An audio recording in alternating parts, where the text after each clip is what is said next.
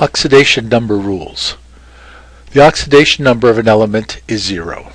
The oxidation number of an ion is the charge on the ion.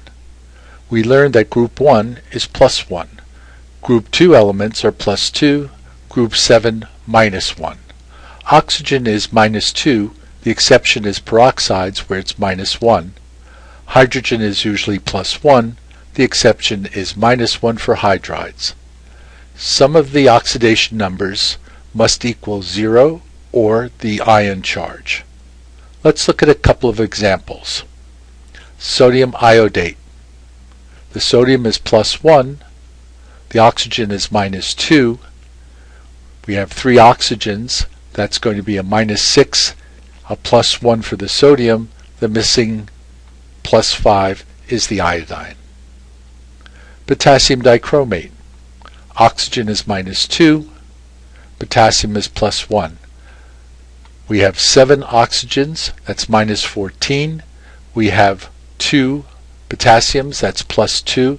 The missing is 12, but we have 2.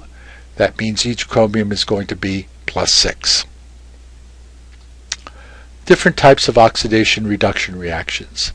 There's a combination reaction where sulfur and oxygen react to form sulfur dioxide. The sulfur gets oxidized from 0 to plus 4. The oxygen gets reduced from 0 to minus 2. Decomposition reaction, potassium chlorate, KClO3, decomposes into KCl and oxygen. Here the chlorine goes from plus 5 to minus 1, and the oxygen goes from minus 2 to 0. Displacement reactions. Strontium reacts with water to make strontium hydroxide and hydrogen. It's a hydrogen displacement. The strontium gets oxidized to plus 2, the hydrogen reduced from plus 1 to 0. Going up in oxidation number is an oxidation, going down is a reduction. Titanium tetrachloride, TiCl4, reacts with magnesium, displacing the titanium and making manganese chloride, MgCl2. The titanium goes from plus 4 to 0, that's a reduction. The magnesium gets oxidized from 0 to plus 2. Chlorine reacts with KBr to give you KCl plus Br2. Here the chlorine goes from 0 to minus 1, that's a reduction, and the bromide goes from minus 1 to 0, that's an oxidation. There's also the disproportionation reaction, where the element is simultaneously oxidized and reduced. Here the chlorine goes to plus 1 in ClO minus, and it goes to minus 1 in Cl minus. Solution stoichiometry. The concentration of a solution is the amount of solute present in a given quantity of solvent or solution. Most important for us is molarity, symbol capital M. Its definition is the moles of solute divided by the volume of the solution in liters. What's the mass of Ki required to make 500 milliliters of a 2.80 molar Ki solution?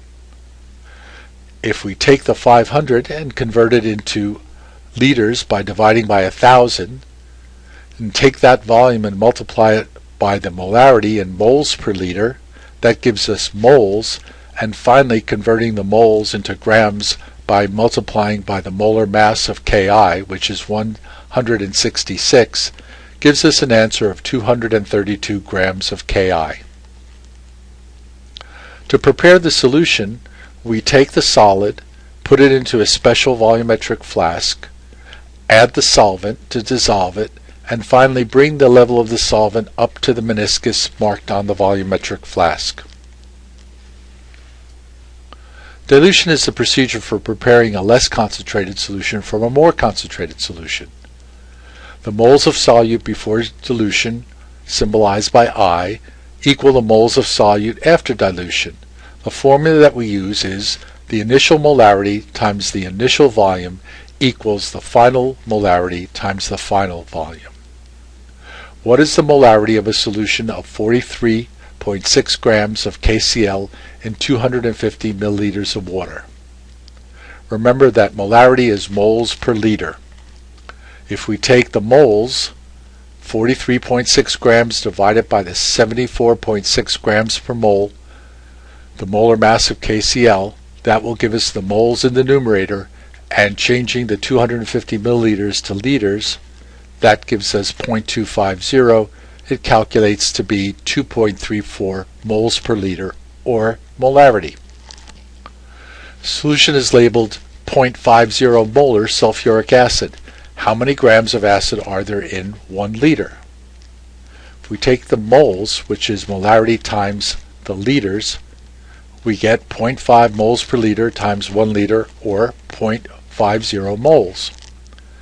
Converting the moles into mass by multiplying by the molar mass of sulfuric acid, which is 98, we get the mass equal to 49 grams.